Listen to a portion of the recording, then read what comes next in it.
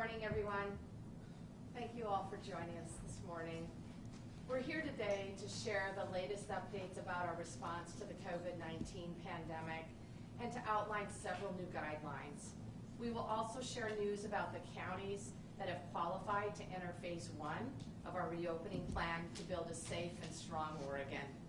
I'm joined by Pat Allen, Director of the Oregon Health Authority, and Dr. Dean Seidlinger, our state epidemiologist. It's been over 7 weeks since I announced Oregon's Stay Home, Save Lives order. We have stayed physically distant from our friends and our families, postponed weddings, missed out on concerts, and canceled graduation parties. My heart goes out to the class of 2020. As businesses close their doors to protect their employees and their customers, so many Oregonians have lost their jobs and have lost income.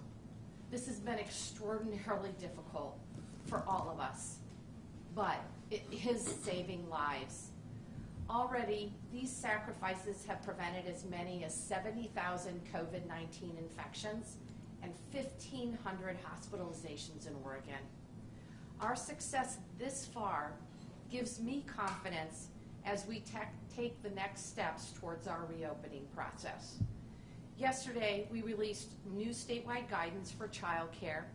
Soon, we will provide statewide guidance for public transit operations and youth summer camps and summer school programs, and on the operation of gyms in phase 1 counties.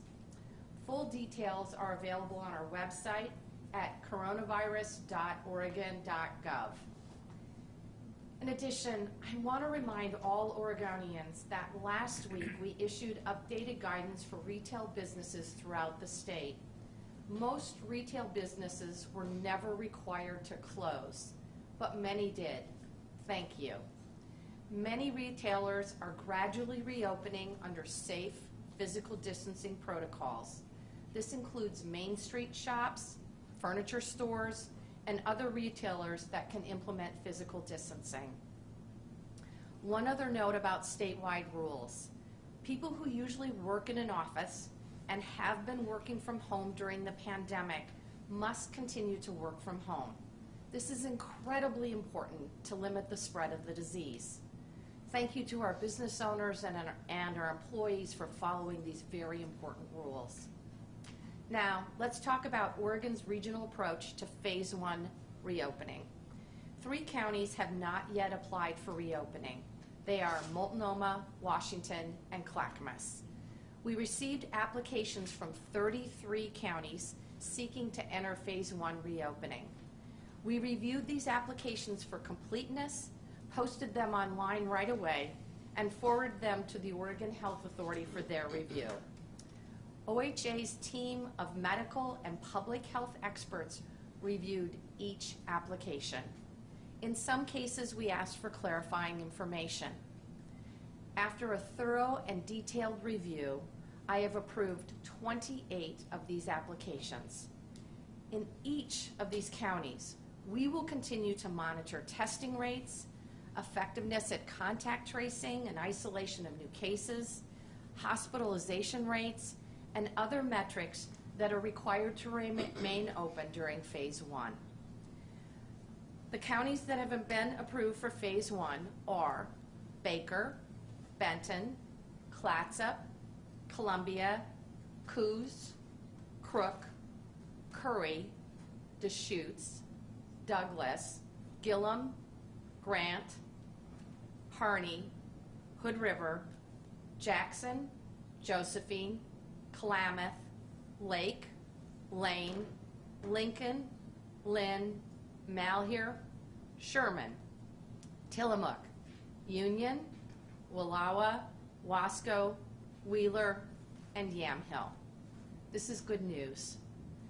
I also have to announce that at this time there are 2 counties that applied for but do not currently meet the criteria for phase 1 reopening. These are Marion and Polk counties. We will revisit the status of these 2 counties on a weekly basis. I will let Dr. Seidlinger and OHA Director Pat Allen address the specific challenges facing Marion and Polk counties. I want Oregonians to know that we will continue to work closely with local public health and elected officials in these communities to address the spread of the virus. I am committed to reevaluating their applications each week in the hopes that each of these counties can meet the criteria for Phase 1 reopening very soon. The applications of 3 counties, Jefferson, Umatilla, and Morrow, are still under review. We have asked them for additional information, and county leaders are working very closely with us and providing that information. We'll make any decisions public as soon as possible. It's really, really important to emphasize that in all of these cases, the county leaders submitted very detailed applications. The county commissioners pressed and advocated for their counties to be reopened. But my job is to make hard decisions, even when they are unpopular. And when it comes to the health and safety of Oregonians, the buck stops right here. Overall, I was incredibly impressed by the work that counties put into their applications. The prerequisites that we laid out were excellent. They were an excellent roadmap for counties to be prepared for future challenges. We are all much better prepared now than we were before going through this exercise. Reviewing these applications reinforced the fact that these were the right requirements and that we must remain vigilant in the coming weeks. Starting tomorrow, counties that are approved to enter Phase 1 can begin the limited reopening of the following sectors under specific safety guidelines. So, restaurants and bars in these counties will be allowed to open for sit-down service as long as they maintain 6 feet distance between parties, limit parties to a maximum of 10 people, require all employees to wear face coverings, and end on-site consumption by 10 p.m. Personal care businesses, including barbers and salons, may open in these counties as long as they screen clients prior to service, limit visits to scheduled appointments, record their client list, maintain physical distance between clients, and require providers to wear face coverings. Gyms in these counties may open in a limited capacity, so long as they can maintain a physical distance of 6 feet between gym users, close all showers and pools, and have very strong cleaning protocols in place. Finally, in these counties, we'll also be allowing in-person gatherings of up to 25 people for any purpose, so long as physical distancing is maintained. Now, let me be clear. Some people will hear these rules and see the list of counties entering Phase 1 and say we are still being too restrictive. Others will hear the exact same information and say we are moving too quickly to reopening the economy. I've been in this job long enough to know that I am not here to make everyone happy. And if I tried to please everyone, well, then nothing would get done.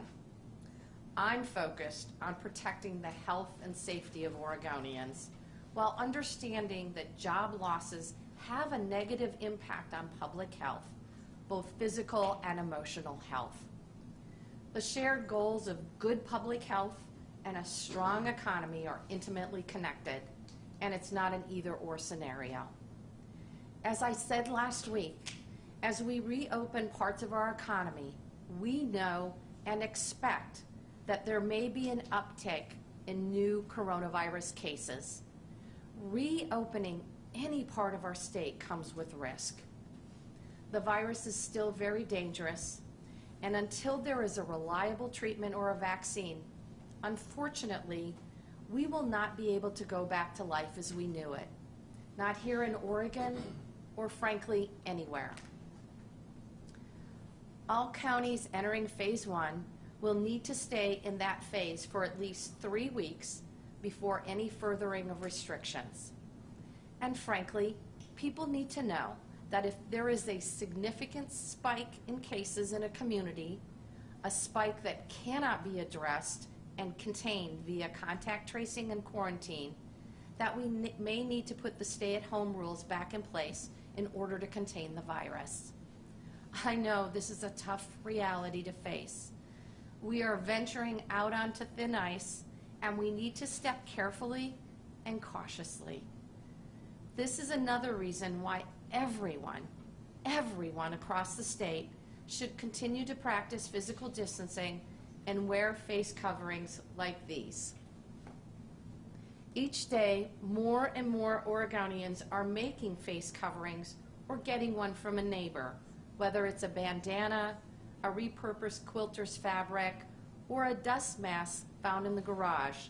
We wear these face coverings because we are on the lookout for ourselves, our family, and our neighbors. Thank you all very much. I'm now going to turn it over to the Oregon Health Authority Director, Pat Allen. Pat, take it away. Thank you, Governor. This morning I want to tell you how we reached the decisions about county reopening that Governor Brown just announced, the factors we weighed, the data we reviewed, and the information we relied on. For many Oregonians who live in counties that we've approved to move into Phase 1, I know today's announcement will come as welcome relief. For Oregonians who live in counties that didn't get a green light, I know this may be hard news. And for Oregonians who live in counties that were not yet ready to submit applications, you may wonder how long it will take before your county can even reach a decision point. Regardless of where you live, my message to all Oregonians remains the same. More than ever, we are all in this pandemic together. Getting to open, staying open, and moving on to Phase 2 depend on all of us protecting each other, our families, and ourselves. We've flattened the curve in Oregon. We continue to see hospitalizations drop over time. More Oregonians are being tested. Yesterday, labs reported more than 14,000 COVID-19 test results to the Health Authority. The percentage of positive tests continues to decline. Last week, it was approximately 3%, which means our testing capacity is sufficient to quickly identify people who are sick. But COVID-19 is still present in Oregon. Every community remains vulnerable to the virus. That means our personal actions each day will either slow the virus or spread it. Practice physical distancing. Stay 6 feet apart. Don't gather in large groups. Remember some of the advice from the very beginning of the pandemic. Cover your cough or sneeze into your arm. Stay home from work, or stay home generally if you're sick. As the governor just said, wear cloth face coverings when you're out in public and can't physically distance to protect others in case you have COVID-19 but haven't yet shown symptoms. Face coverings reduce the risk that healthcare workers, grocery store employees, and others who work in essential businesses face. As we move into reopening, your face covering also protects the waiters, hairstylists, and retail employees that are helping your life return to something closer to normal. Find ways to stay connected to the older adults in your life or friends and family with chronic health conditions without coming near them. If you are an older adult or have an underlying medical problem, you should still consider staying home as much as possible and limiting your interactions with people outside your home. If you're an employer, keep your staff and customers safe by following state guidelines and encouraging physical distancing throughout your business. And if you're a consumer, respect physical distancing requirements in stores, restaurants, parks, and other places, and avoid unnecessary travel. Here are other vital actions every Oregonian must be prepared to take. If you're diagnosed with coronavirus, a state or local public health contact tracer will ask you for information about people you've been near and who may have been exposed to the virus. Tell them. If a state or local public health contact tracer calls to tell you you've been close to someone who's become ill, follow their advice. Be ready to isolate yourself for up to 14 days to protect the people around you. Until we have an effective vaccine or treatment for COVID-19, testing, tracing, and isolating are the only tools we have to continue to suppress the disease in Oregon without returning to business shutdowns and other extreme tools. These tools can work, but only if more than 9 out of 10 Oregonians who are identified by contact tracers cooperate with their guidance to keep others safe. Now let me go into some more detail about how we made our decisions about county reopening. As you know, we had 7 criteria that we used to evaluate whether it's safe to reopen. Is there a decline in COVID-19-like emergency room visits statewide? There is. Has there been a 14-day decline in hospital admissions by county? Can we test enough people in each region? Does each county have enough contact tracers to notify 95% of people who may have been exposed to COVID-19 within 24 hours, as well as places to isolate people if necessary? Does each region have sufficient healthcare capacity to handle a potential resurgence of the virus and a surge in hospitalizations? Do local hospitals have enough personal protective equipment to protect healthcare workers? Is statewide guidance in place so workplaces and retail, restaurants, personal services, daycare, and other sectors can open safely? It is. In addition to these key reopening criteria, we've defined other criteria that serve as red flags to warn us a county or the state may be at risk of a resurgence and need additional interventions. These factors include a county lacks the capacity to identify, investigate, or monitor new cases or evidence of significant community spread. For example, are more than 30% of new cases not able to be traced to an existing case? Evidence of more people getting sick with COVID-19 as shown by a 7-day increase in cases or the percentage of positive test results. Evidence of more severe COVID-19 illnesses as shown by increased hospitalizations. When we reviewed the 33 applications we received, we found every county but 2 met the criteria. The 2 counties that missed the mark on the 7 reopening criteria were Marion County, where hospitalizations had increased over the most recent period. In addition, there was a significant increase in cases in early May. Nearly 40% of new cases couldn't be tracked to a known source. And Polk County, where hospitalizations also increased. In Polk County, we also found a high percentage of new cases that couldn't be traced to an identified source. We will monitor these counties for the next 7 days. If trends improve, they can be considered to move on to phase 1. Finally, we did see a rise in cases in Clatsop County in early May. However, that county was approved to move forward because they were able to trace their outbreak to a specific facility, which gave us confidence they could contain the spread of COVID-19 there. Let me be clear. We will continue to monitor every county's trends each week. If we see red flags in the percentage of positive cases and contact tracing data, we will evaluate whether additional action is needed. Do we need to intervene in an outbreak at a nursing home or a processing plant? Do we bring in more contact tracers to track down cases of community spread? Or do we need to dial back the parameters of what's open?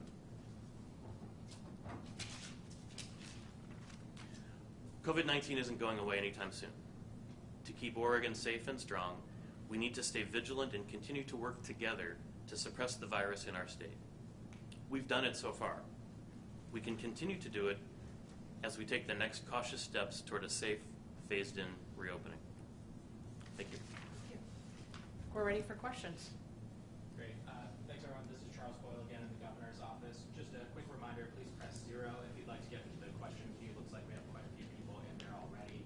Also, if you can today, please repeat your name and your outlet so that the microphones can pick up who's asking the question. So we're going to start first with Sarah Horowitz from KPTV. Go ahead, Sarah.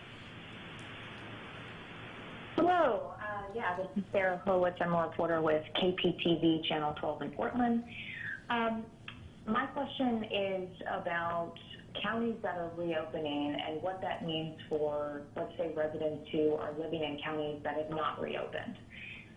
Is there guidance that the governor's office has in terms of folks who say, well, I can't get to my barber shop or I can't get to a certain service within my county. Can I travel to one that has reopened? And also with tourism as well. I know that there are some of these counties that have now been granted to reopen that are hot tourist spots. What kind of advice do you have for folks who might want to travel and make plans in that regard? Sarah's question is whether folks that are in counties like Clackamas, Washington, and Multnomah can travel to other counties for either services or for tourism. And I guess I know this is really hard. I know many of us are really wanting to get our hair done, get our hair cut, whatever you need to do. But we are asking folks in the metro area to be thoughtful of their fellow Oregonians and to stay home and limit their travel to essential need. I know this is hard, but we obviously don't want to overwhelm the rest of Oregon by traveling outside the metro area. If I could just add quickly, reopening is a team sport. It's not going to work if some people follow the rules and other people don't, and if people decide to travel, to, whether it's tourist destinations or other counties that are open to get services. We need to take this slowly. We need to take it one step at a time, and we need everybody on the team to do their part. Thanks, Sarah.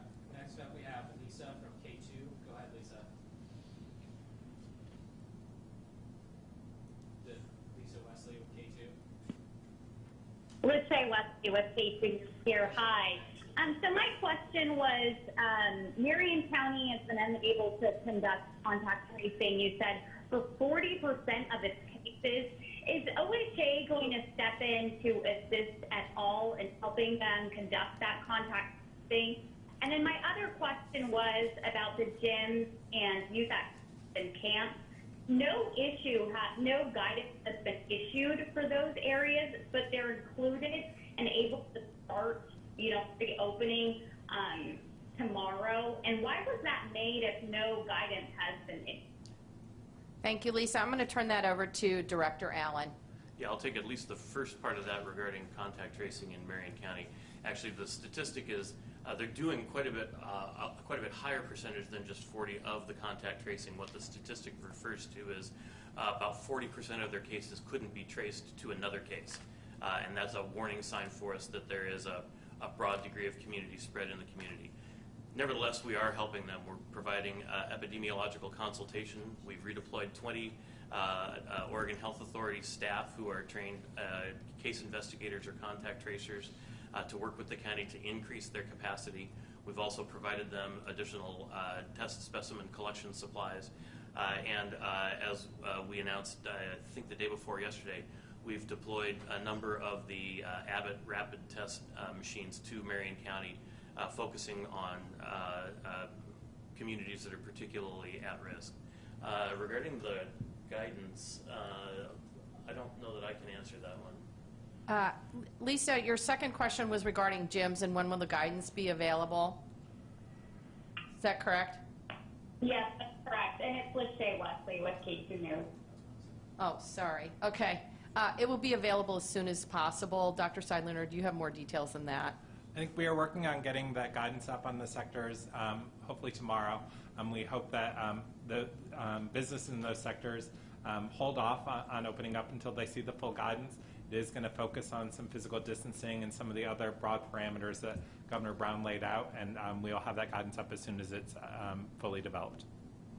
Thanks, Lachey. Before you go to the next question, I misspoke earlier talking about testing numbers. I think I may have said 14,000 tests. Yesterday was 4,000 tests, which is still a record number of tests in a day for us. Thank you, Director Allen, for correcting that. Next up, we've got Les Seitz from the Malheur Enterprise. Go ahead, Les. Governor, it goes back to the missing element of schools. At this point, what do you expect about opening schools? We've heard that the state will leave it up to the counties to follow this new guidance, but we've also heard that the state's planning to open all schools at the same time. So what's the status on that? Thank you for your question, Les. And your question is whether or not there is guidance available in terms of school districts across the state. The answer is not yet. One of the reasons why we're reopening summer programs and summer camps for children gradually over the next several weeks is we want to make sure that our children across the state have these educational opportunities and can participate safely through the summer months. But obviously a focus of my administration is to make sure that we can get our children back into school at the outset of next school year. Obviously, education is the game changer for our families across the state, and we want to make sure that every child in this state has the opportunity to achieve their full potential. And so Colt Gill, the director of the Department of Education, is working with teachers, with superintendents, with educators across the state to develop a plan for safe reopening of our schools in the fall of 2020. I think the challenge is it might look a little different than we're used to in our pre-COVID life, but I think it's so important, and I think as a state we have to make the education of our children a priority even through this COVID-19 pandemic. If I may follow up, Governor, is the intention now to issue a statewide decision on schools, or is there consideration, as you've done today, to allow schools by region to open up? Les, in terms of the plan moving forward, it would obviously be my hope that the entire state would be ready to reopen in the fall. But as Dr. Fauci has said multiple times, the disease controls the timing. We don't control the timing. And so obviously I would hope for the entire state to open as once. But I do think we're going to have to be more nimble and more flexible with regards to our school year moving forward. And we're going to have to come up with plans to adapt to outbreaks of COVID-19 around the state and its impact on education. I do know in other states, for example, when there's been a bad flu bug, certain portion of students are sick or educators are sick. They ended up closing a school or a school district to slow the transmission of the flu virus. I think the data, and I'll let Dr. Seidlinger speak about the data regarding children, is still not clear yet in terms of transmission regarding COVID-19. Thank you, Governor Brown. Yeah, we are still lucky that children are relatively spared in this outbreak.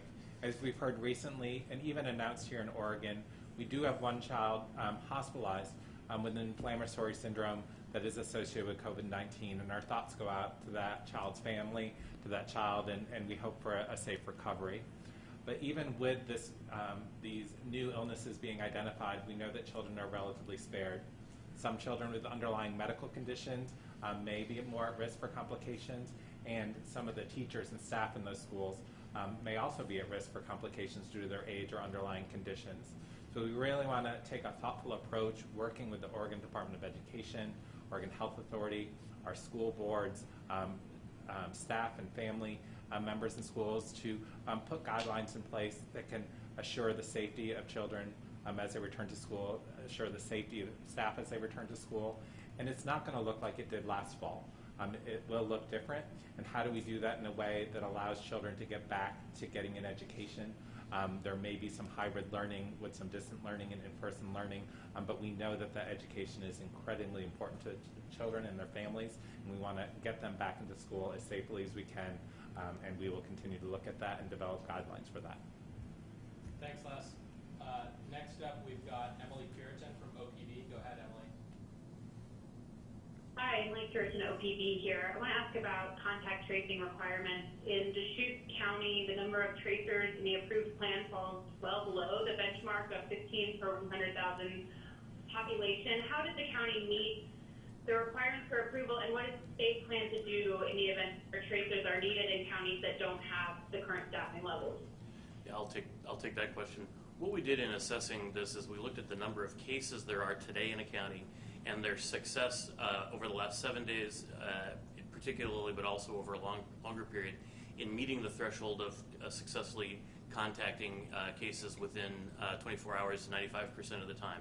And if they were doing that, rather than require them to basically hire people who wouldn't have a lot to do right now, we wanted to know that they had a solid plan for how to be able to ramp up that capacity quickly. And so it was a combination of what's their success today, what's their load of cases, and what's their ability to add to those tracers. And does the state have a plan to help counties, especially counties on the east side of the Cascades, in the event that they see a spike in cases that surpasses their plans to ramp up contact?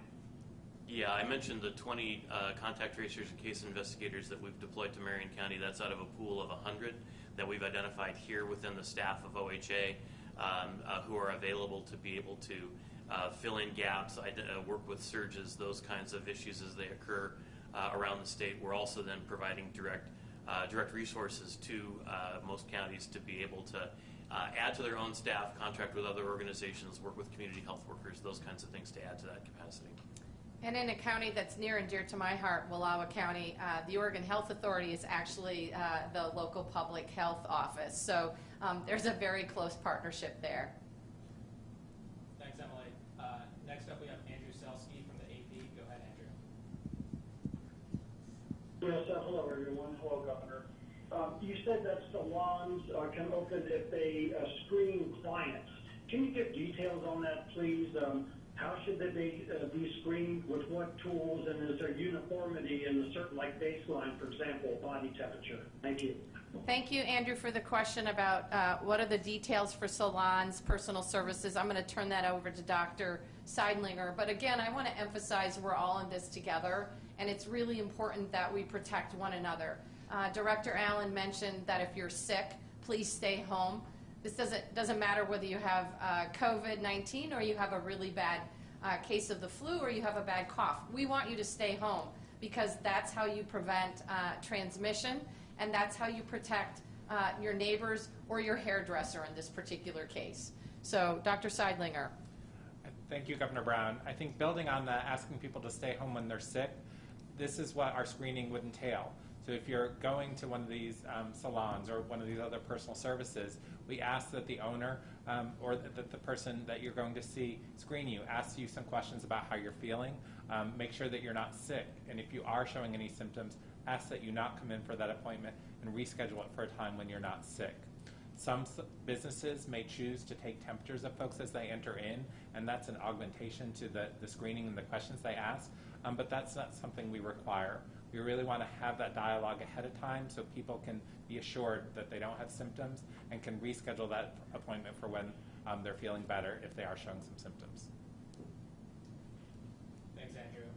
Next up, we have Nick Budnick from the Portland Tribune. Go ahead, Nick.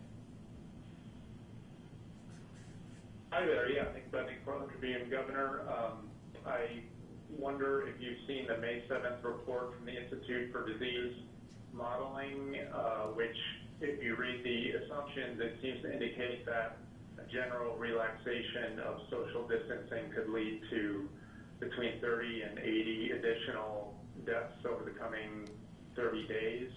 I wonder, do you agree with those estimates, and do you think they're relevant to what you are doing today? Thank you, Nick, for the question. And the question is, have I read that particular study, and am I aware that we're likely to see more cases and more deaths as we begin to reopen? I believe I said in my remarks, and I know this, that as we begin reopening, we're going to see more cases of COVID-19 across the state. As I've said before, this is like walking out onto the ice. We have to make sure that the ice is solid. If it is, we can continue to move forward. But if it's not, you need to move back. And I know that the approach that we have taken in Oregon has saved lives and prevented the transmission of COVID-19. I think we have the opportunity to begin rebuilding a safe and strong Oregon because we're on track to meet the goals that doctors and epidemiologists have laid out for us. We've certainly flattened the curve with physical distancing. We know that reopening will likely increase transmission. In terms of the statistics, I'll turn it over to our state epidemiologist, Dr. Seidlinger. Thank you, Governor Brown. I think the data and the reports that the Institute for Disease Modeling have been providing to Oregon are very important. In our briefings with the governor and her staff, we include that data because we use it for planning, as well as what we're seeing already being reported from our counties, our local public health partners, our tribal public health partners. And certainly that modeling shows that if we relax the measures we have in place right now, we're going to see increased cases. They also show that if we maintain some physical distancing, use face coverings to protect those around us, and have an aggressive public health surveillance system to test, trace, and isolate individuals who are sick, that can minimize the increase in cases here in Oregon, can minimize the hospitalizations, and also lower the number of deaths we will see from this infection. Thanks, Nick. Next up, we have Howard Castle from the East Oregonian. Go ahead, Howard. Alex Castle, actually here with the East Oregonian, but my question was specifically with Umatilla and Morrow counties and their applications. What information does the state, would the state still like to get from them? And is there any particular timeline that the state is looking to for when they'd like to announce the status of those applications? Thanks, Alex. I'm going to turn that question over to Director Allen, but I want Oregonians to know that county leaders across the state have done an enormous amount of work preparing for Phase 1 reopening. We really appreciate the strong partnership. We laid out extensive prerequisites for the first opening in Phase 1, and we're going to continue to remain vigilant in the coming weeks. We need to make sure that we are continuing to protect the health and safety of Oregonians. Director Allen. Yeah, thank you. We're looking for working with the county, and we'll be having more conversations with them today, both counties, to gather data about contact tracing. We want to make sure we have the appropriate data to make an informed decision, and we'll make that decision as quickly as we can. Thanks, Howard. Just a reminder to the folks on the line, please press 0 if you have a question. We have quite a few people lined up already. Next question is from Ivy Green from the Oregonian. Go ahead, Ivy. Yes, I have two questions. The stay-at-home order that you issued, Governor, on March 23rd, is that still in effect, the portion that says that we're only to leave our homes for essential tasks? And then you could distinguish if it's not in effect everywhere, is it just in effect in those counties that you didn't approve for reopening? Amy, could you repeat the question, please? I'm sorry. So I'm wondering if the portion of your stay-at-home order from March 23rd is still in effect, the portion that says that we're only to leave home for essential tasks, or is it in effect in the Portland metro area and counties that haven't been approved for reopening, but it is not in effect? People can leave their home for non-essential tasks in counties that have been approved for reopening. We are issuing a new executive order very soon, and the requirements in the order will be very, very clear. But as you know, we opened up, for example, some limited recreational opportunities, and in the order it specifies that Oregonians can travel for those specific recreational opportunities. Again, we're asking Oregonians to be considerate and to be thoughtful of their neighbors and to be smart. Did you have a follow-up, Ivy? So am I? Well, I guess that didn't really answer my first question. Am I, living in Portland, supposed to only leave home for essential tasks? Yes, we are asking people to stay at home in the metropolitan area for essential tasks. Obviously, we have opened up parts of the state for recreation, for limited experiences, and the new order will ensure that folks can travel safely to those recreational opportunities. Again, we're asking Oregonians in the metropolitan area to be thoughtful and considerate of their neighbors. Thanks, Ivy. Next up, we And have... then sorry, Ivy. I'll get back to you in the queue. Next up is Rachel Monahan from Willamette Week. Go ahead, Rachel. So the CDC guidance on when to begin a phased comeback, as they call it, is a downward trajectory of documented cases within a 14-day period, or a downward trajectory of positive tests as a percent of total tests within a 14-day period. What makes you and other health officials here confident you have a better approach than the CDC on reopening? Thank you. I'm going to turn it over to Director Allen and Dr. Seidlinger. Director Allen. Yeah, thanks. Just very briefly, we do have a downward trajectory in the rate of positive tests. We've been increasing the number of tests we've done over the last several weeks, and I think, like we've talked about all along, the more you test, the more cases you'll find, and that's why the number of cases is going up. But that positivity rate has dropped substantially over the last several weeks. It's also why, in addition to those two markers that the CDC refers to, we're looking at hospitalizations, because they kind of exist unrelated to how much testing you're doing or how many cases there are out there. They're really a marker of serious cases, because if they're serious, they will show up in terms of hospitalization, and that number has also dropped significantly over the last several weeks. Yeah, thank you, Director Allen. I think I'll just build on that. We're looking at multiple markers to see if we're ready to reopen, and we'll continue to monitor those markers. We're looking at decreases in hospitalizations, which we're seeing across the state and seeing across most counties. We're looking at the people who are presenting to the emergency departments with symptoms of COVID, and that has stayed low.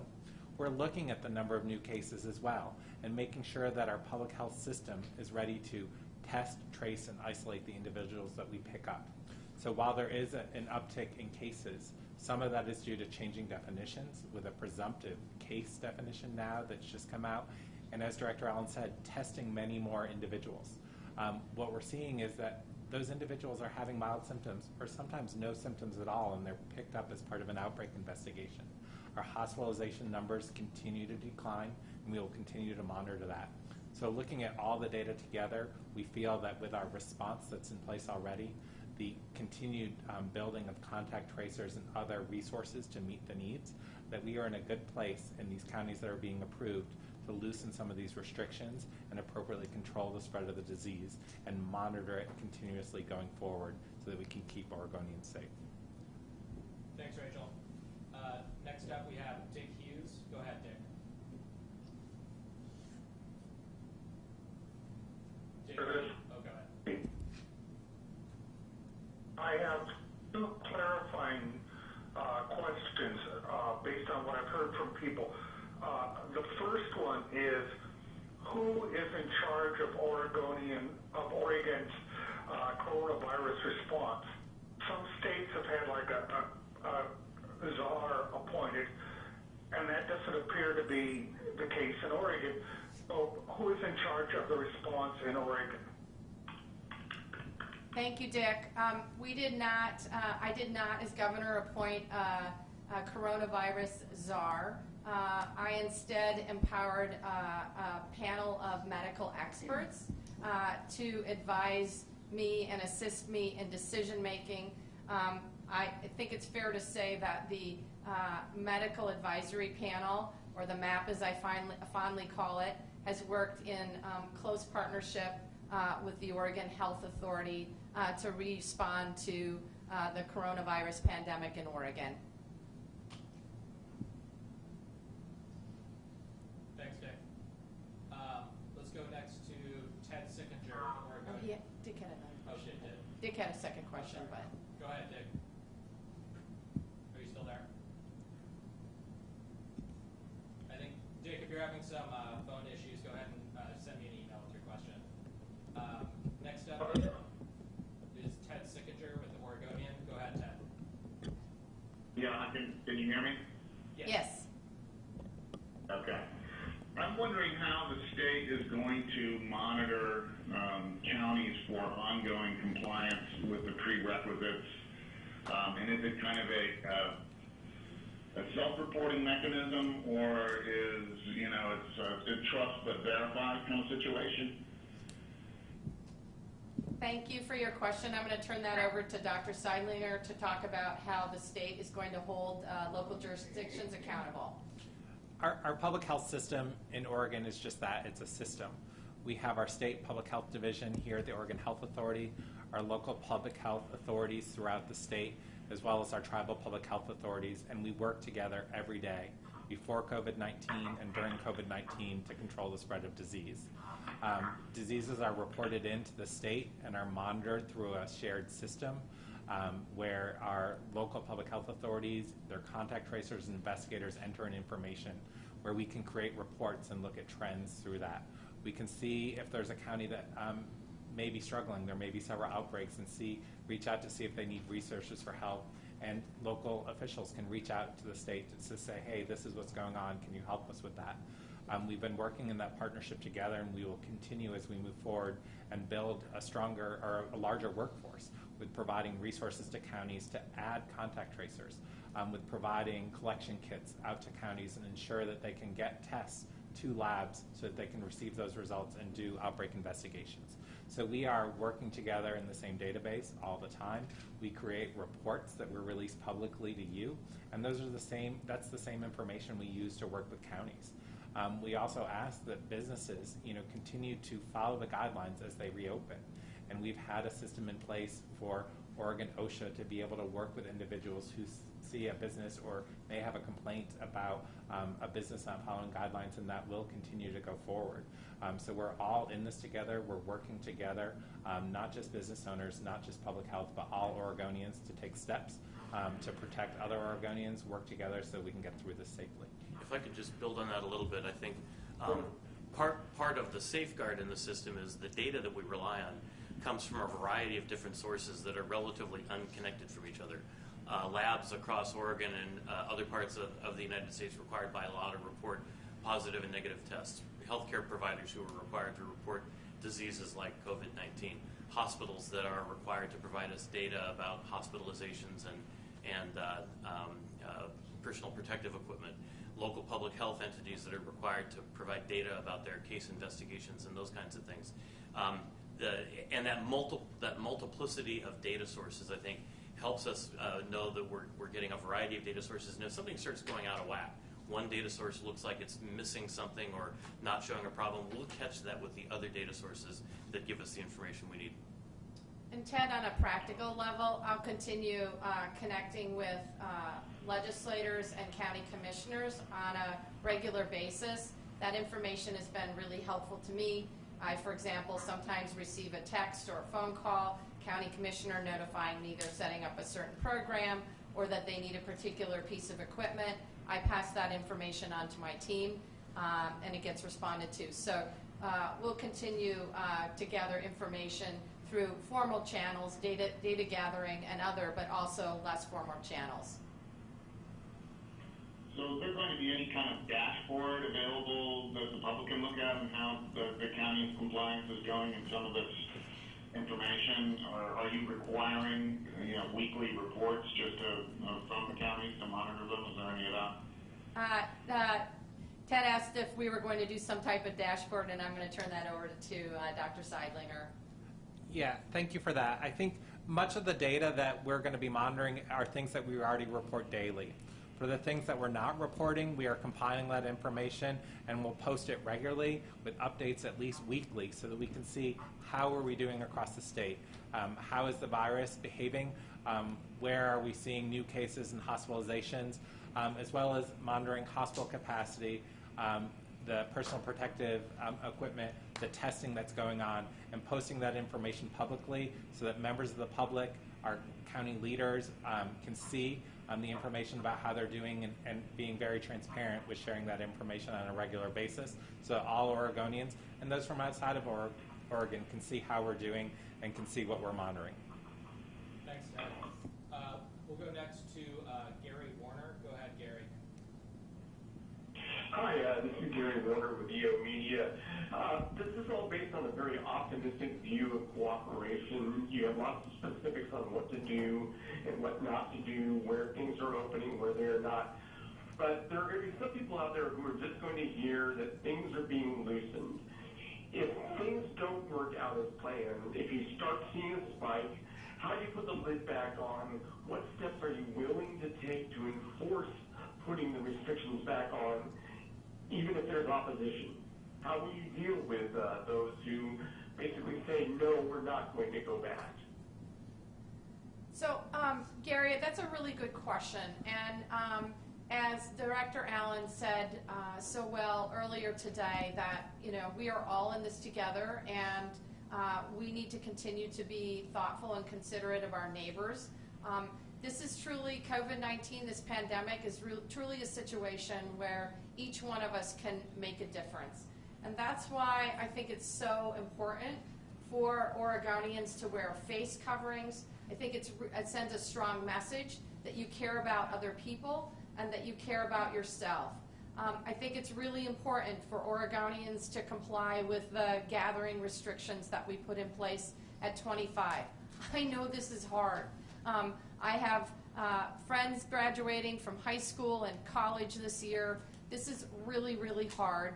But we know that if we can't continue to beat back the virus, then we're going to have to implement restriction measures again. And I don't think any Oregonian wants to go backward. I think we all want to go forward, and it's all up to us. We're all in this together. Thanks, Gary. I guess I'd like to follow up on that, because there are going to be people who, and I think we've seen them out there already, who don't see this as we're all in this together, who oppose the policies. How far are you willing to go to enforce putting the lid back on if you're seeing a threat to public health? Look, what practical steps can you take? That's a really good question, Gary, in terms of enforcement measures. I've been very, very clear. I know that there are businesses around the state, a few outliers, that are continuing to do business in violation of the executive order. That does not reflect the majority of business owners and businesses across the state. And for those business owners and businesses that are in compliance, I say thank you. Your actions have not only reduced the transmission, it has helped save lives across Oregon. For those outliers, we are taking action. Agencies have the ability to issue fines, and they will move forward. In terms of individuals, this is where it's up to all of us. If you feel uncomfortable that someone is coming too close to you, you need to say something. If you are concerned that someone is not wearing a mask when they should be, ask them, or maybe provide them with an extra mask. Again, this is all up to us. We are not, public law enforcement has really important things to do. I'm not going to be asking them to stop cars that are going to the coast. I'm encouraging Oregonians to be thoughtful and considerate of others. Dr. Seidliner, do you want to talk a little bit about sort of if there is an outbreak and what type of outbreak and what, more detail in terms of containment? Thank you, Governor Brown. I think we can be heartened by the fact that, what's happened in the last couple months hopefully can show us what's going to happen in the future. Oregonians have really come together, by staying apart, essentially. We've listened to the Stay Home, Save Lives order, and most people have stayed home. When we saw traffic patterns, when the information on cell phone travel was put together, people were staying home and really have prevented disease. And I think the vast majority of people will continue to do that in the future. As far as our public health investigations, the Oregonians who've been sick, who've been contacted by our local public health and tribal health partners, have been cooperative with investigators, have answered the questions, have stayed home while they're sick until they've recovered. The individuals who are potentially exposed in those household and workplace settings as part of the investigation have also listened and have stayed home. And those things have continued to slow the spread of the disease. We will continue with those outbreak investigations. We will continue to contact more people who are sick, more people who may have been exposed, and we ask that they cooperate with us in public health. If there's someone who is sick and who is having symptoms, who is not listening to public health, and we can't get them to cooperate, we will work with them in every way to get them to cooperate. And we do have additional steps that we can take if they're putting individuals at risk. We haven't had to use those yet because, as I've said, the history can make us feel good that people really are cooperating, and we hope that will continue in the future to keep all Oregonians safe. Thanks, Gary. We'll try to get through a few more questions here quick. Next up is Carmen Montez with Univision. Go ahead, Carmen. Thank you. And with reopening of some counties, how is the state addressing specifically cases or the rise in cases within the minority groups, but more specifically with the migrant agricultural workers, where the deadline for the new rules to go into effect has been pushed to June 1st? Thank you, Carmen, for that question. Specifically, how are we responding to the needs of our farm worker community, and how are we addressing the needs of our communities of color that have been disproportionately impacted by the COVID-19 disease? I'll talk specifically first about the farm worker community. From my perspective, these folks are essential to ensuring that we can get produce off the trees, and into the grocery stores. They are key to this sector of our economy, our agricultural sector. And our agricultural sector is really important to Oregon, both from an economic perspective, but also from a cultural one. This is a key part of who we are as a people. And so it's critically important to me that our frontline workers be safe and have the protections that we need. My team is working on a plan that will invest in both resources for housing to protect and make sure they have safe housing. We're working on a plan to make sure that there's adequate funding and facilities for sanitation, and working to make sure that there are resources for both education and outreach for folks in the farm worker community. I think the other piece that's really important is that we know that a number of these folks depend on the dollars that they make during a very short period of time. And so we're also proposing that essentially there are dollars available to these workers so that they can afford to stay home and not worry about how they're going to make ends meet. In terms of communities of color generally, here's what I would say. We know from what's happening across the country and frankly what's happening in the state of Oregon that communities of color are disproportionately impacted by this global pandemic, and I would argue by any emergency. Therefore, it's imperative that we put the needs of our communities of color first in terms of our response and in terms of our recovery efforts. And from my perspective, as we reviewed each of the county plans, I wanted to make sure that the county contact tracers reflected the needs of the community. And when they did not, we asked them to go back and address those concerns. We laid out the OHSU study. My understanding is that particular study is going to sample from our communities of color as well. In terms of the recovery phase, we know that our rural communities, our low-income communities, our tribal communities, and our communities of color really struggled post the last recession to have the tools and the resources they needed to thrive. As we move into the recovery phase, it's really important to me, as the governor of the state of Oregon, that we put the needs, the resources, the tools, and remove barriers for these communities so that they are at the forefront of our recovery work. Thank you, Carmen. We have time for just a couple more questions, so we'll go next to Dirk Vanderhart with OPB. Go ahead, Dirk. Hey there, yeah, this is Dirk at OPB. I guess my question is possibly for Dr. Seidlinger. You know, I just want some clarity on how we analyze the impacts of this. So in other words, if there is a huge spike in cases Saturday, my sense is that that would not be attributable to the moves we are making on reopening. But as you look at this, at what point do you decide that, yeah, you know, some of the increases that we might or might not see are attributable to this increased activity? I'm just interested in how you analyze that and how we who are looking at the data should be analyzing that and figuring out what might, you know, lead back to reopening. Yes, thank you for that question. As you stated, you know, what happens on Saturday isn't going to be attributable to what happened on Friday. The mitigation measures we have in place, asking people to stay home and save lives, those measures, what we do today has an impact in the 2 to 3 weeks ahead of time. So we will continue to monitor that. You know, if we see a large spike in cases, whether it's Saturday or another day, we would look at what does that do to? Is that an outbreak in a nursing home where several people tested positive all at once? Is that a workplace setting where people may have been working too close together and not practicing their physical distancing, that we can go in and test and see if they're spread beyond that? Is that multiple cases spread throughout a county or multiple counties that we can't trace back that would indicate that there's spread going on in the community we don't know what it's for? All of those things would take a different response.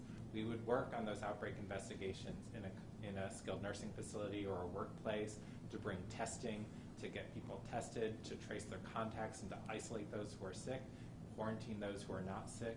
If it is in the community spread, we would work hard to get the message out to people that COVID-19 is in the community, to report symptoms immediately so they can see their provider and get tested. Does local public health need more resources, more contact tracers that OHA can support to do those investigations? So we would respond to each depending on what we're seeing. And if there is truly community spread and our public health investigations can't keep up with that, we would talk about instituting other measures to keep people home more, to limit that spread. And we would have those conversations with our local officials, with Governor Brown and her staff, and with other groups to make sure that we're doing everything we can to keep Oregon safe. Thanks, Dirk. We have time. And I get that. Just really quickly, you know, I guess move on. That's fine. I don't want to belabor this too much. Thanks, Dirk. We'll follow up with you. One last question. We've got Brad Schmidt from the Oregonian. Go ahead, Brad.